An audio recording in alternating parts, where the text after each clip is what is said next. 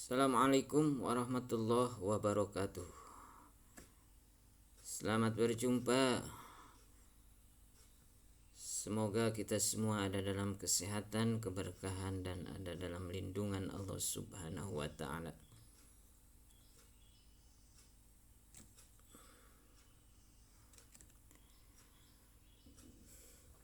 Baik, kita melanjutkan materi yang telah dibahas sebelumnya, yaitu mengenai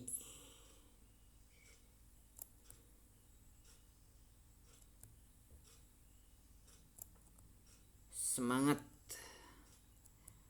dalam menuntut ilmu yang meraih martabat mulia.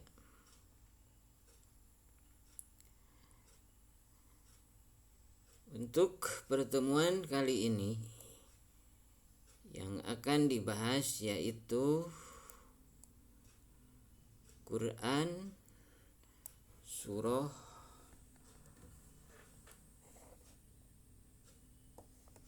Abasa ayat 1 sampai 10.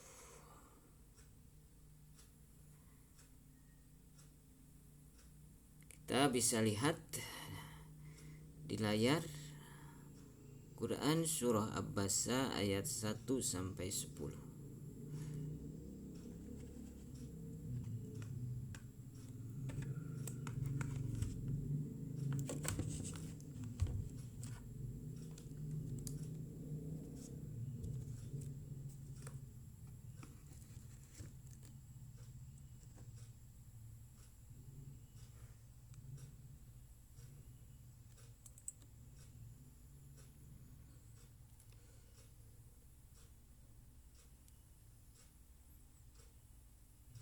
Bisa kelihatan?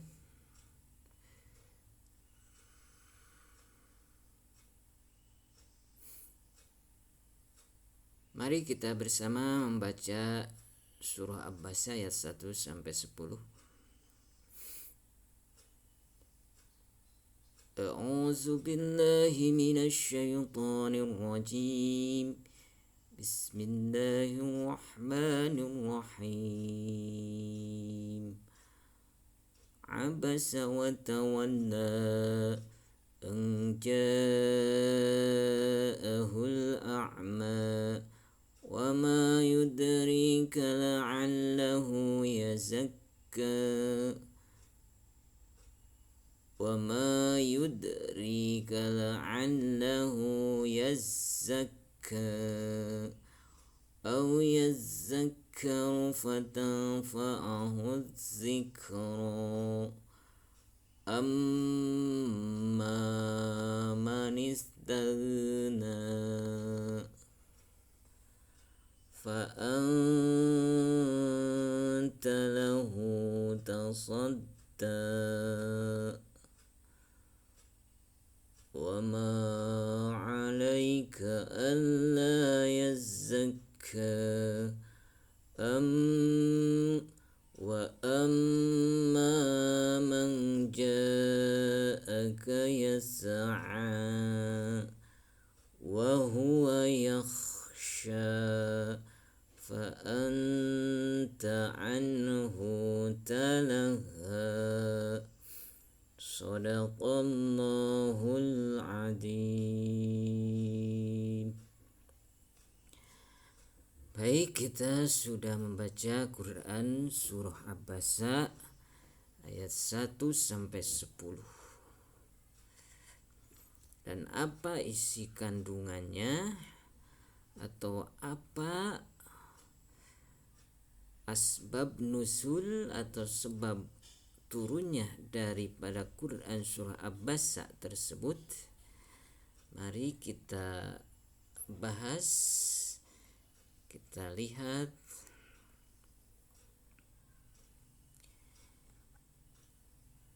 ini, beberapa ulama mengatakan surah ini turun menyangkut sikap Nabi Shallallahu Alaihi Wasallam kepada Abdullah ibnu Ummi Maktum di mana Abdullah ibnu Ummi Maktum itu adalah seorang yang buta.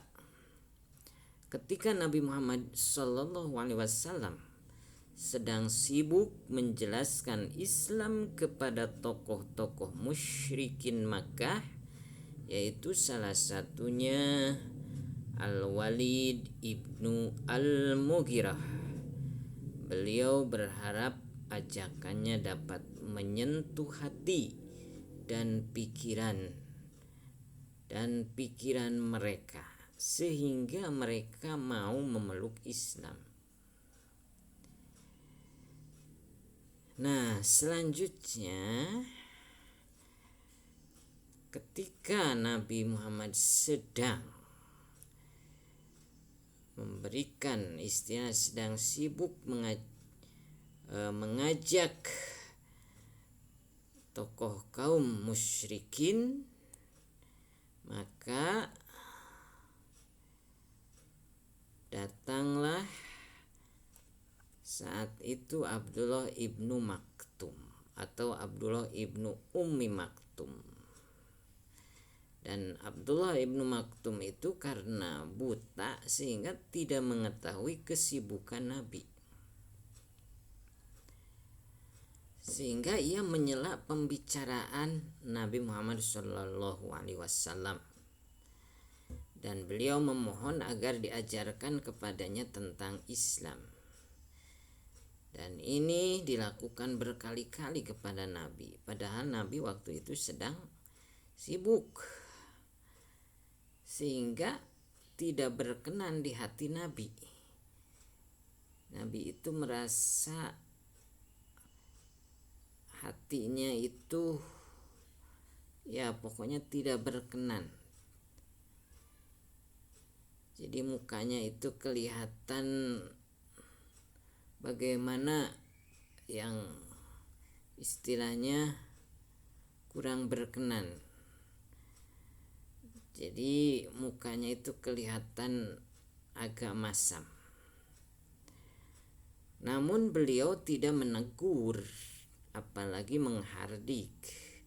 Jadi Nabi Muhammad itu tidak menegur apalagi menghardiknya. Hanya saja Nabi nampak pada air muka beliau rasa tidak senang, maka turunlah ayat tersebut, yaitu surah Abasa ayat 1 sampai 10. Itu barangkali penjelasan tentang turunnya Quran surah Abasa ayat 1 sampai 10. Dan isi kandungan yang terdapat dalam Quran surah Abasa ayat 1 sampai 10, yaitu yang pertama,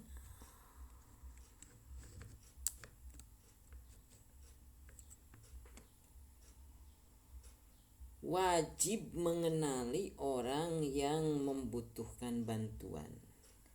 Jadi kita harus mengetahui siapa yang membutuhkan bantuan, apakah ini benar-benar orang ini membutuhkan bantuan. Jadi itu kita harus mengenali ciri-ciri orang yang benar-benar membutuhkan bantuan dan yang tidak membutuhkan bantuan.